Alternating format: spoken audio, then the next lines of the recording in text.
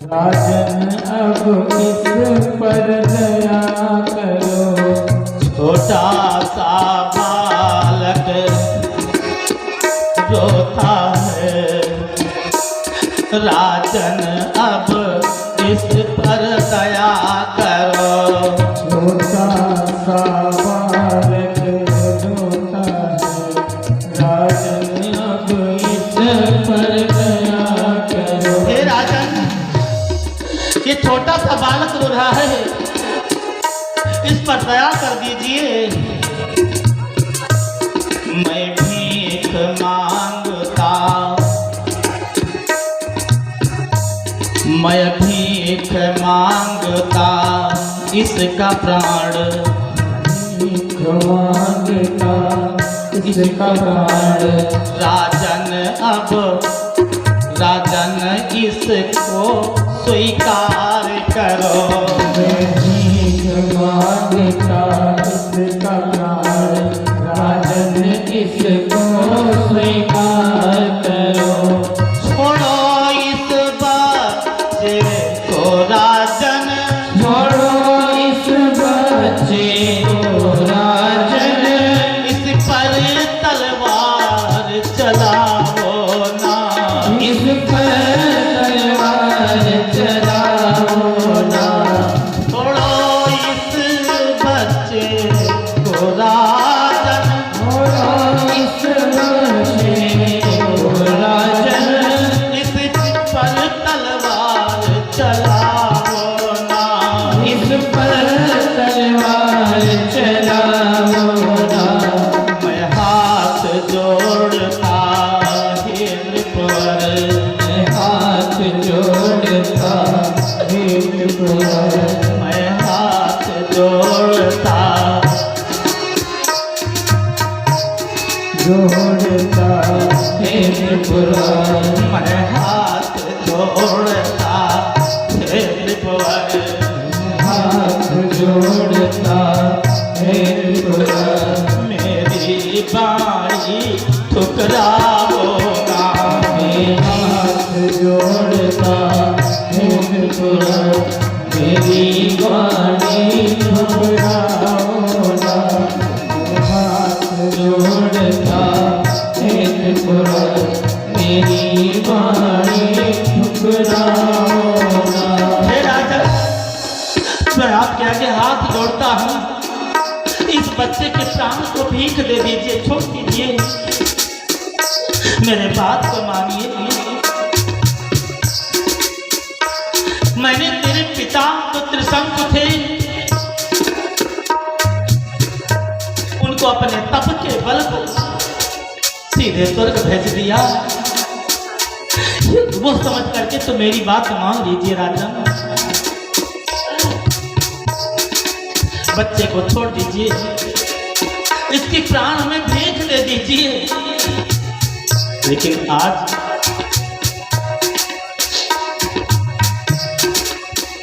हरिश्चंद्र का हृदय कठोर हो गया। एक महात्मा रो करके छोटे से बालक के भीख को प्राण को भीख मांग रहा है।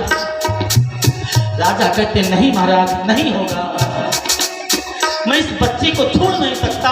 मेरे जब इसकी बलि होगी तब मेरा जलोदर रोग दूर होगा।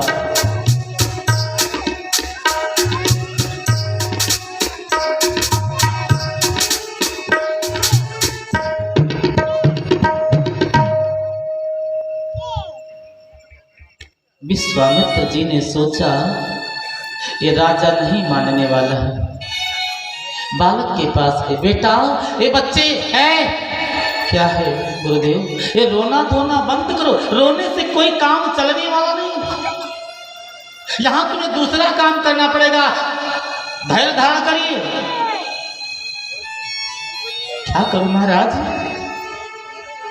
मेरा पिता की तलवार ने मेरे प्राण को लेने जा रहा है, अब मैं करूं क्या, कैसे धैर्य धारण करूं। देखो ये तुम्हारा पिता भी निर्दयी है, ये मानने वाला नहीं। अपने पीताम्बर से सुना सेब के आंखों के आंसू को पोंछ करके विश्वामित्र ने कहा, बेटा रोने से काम नहीं बनेगा, अब जलाधीश वरुण देवता के मंत्र का जाप करो, वही कुछ उपाय करेंगे। छोटा सा बालक सुना से को वरुण देवता का मंत्र विश्वामित्र ने दिया और वो बालक ओम वरुण देवाय नमः मंत्र का जप करने लगा। सज्जनों, जलाधीश वरुण देवता प्रसन्न होकर के आ गए और उस बालक को झट खंबे से खोल करके राजा हरिश्चंद्र से कहा कि राजन, मैं तुम्हारे ऊपर प्रसन्न हुआ, इस बच्चे को छोड़ता हूं और तुम्हारे जलोदर रोग को दूर करता हूं। तुरंत जितने सभासद थे बड़े तेज से इस शब्द को सुनकर के ताली बजाना प्रारंभ कर दी। बोले जलाधीश वरुण महाराज की जय। खंबे से सुना से को छोड़ दिए। राजा हरिश्चंद्र का जलोदर रोग दूर हो गया, यज्ञ संपन्न हो गई। बच्चे ने कहा, महाराज बोलो क्या है, कहाँ जाऊं? अब मैं कहाँ जाऊं, मेरे रहने के लिए तो स्थान बताइए। एक ने कहा, जिसका पुत्र है उसी के पास भेज दो। एक संत ने कहा, नहीं हो सकता है। क्योंकि जब तक ये पुत्र अपने पिता के पास था और उनका पुत्र कब तक था, जब तक वो बेच दिए तो उनका पुत्र नहीं हो सकता है। तो दूसरे ने कहा, हरिश्चंद्र का पुत्र होगा। क्योंकि हरिश्चंद्र खरीदे थे। कहा नहीं, हरिश्चंद्र का पुत्र खरीद लिए तब था, तो कब तक था, जब तक बलि के खंभे में नहीं बांध दिया था तब तक, और जब हरिश्चंद्र ने बलि के खंभे में बांध दिया बच्चे को, तब से उनका भी हक चला गया। तो जलाधीश वरुण देवता का ये पुत्र होना चाहिए। बोले नहीं, जलाधीश वरुण देवता इसके प्राण की रक्षा किए, तो मंत्र का जाप किया जब ये बालक, तब वो जलाधीश वरुण देवता इसकी रक्षा किए।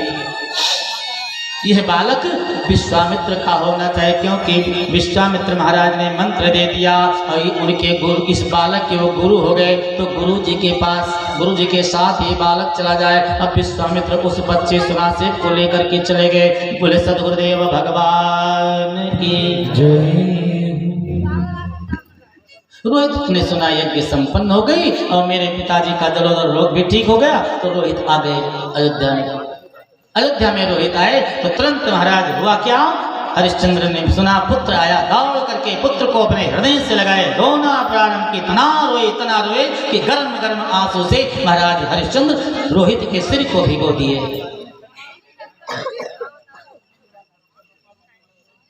उसके बाद एक सुंदर यज्ञ किए, राजसूय यज्ञ किए। महाराज एक यज्ञ किए हरिश्चंद्र, और उस यज्ञ में इतना धन वशिष्ठ जी को दे दिए कि वशिष्ठ जी जा करके देवलोक में पढ़ाई करना प्रारंभ कर दिए।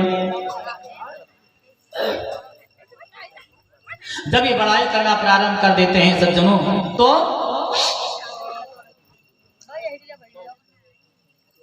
विश्वामित्र वहां बैठे थे। बोले सच्चे दरबार के शेरा वाली मैया की, राधा माधव भगवान के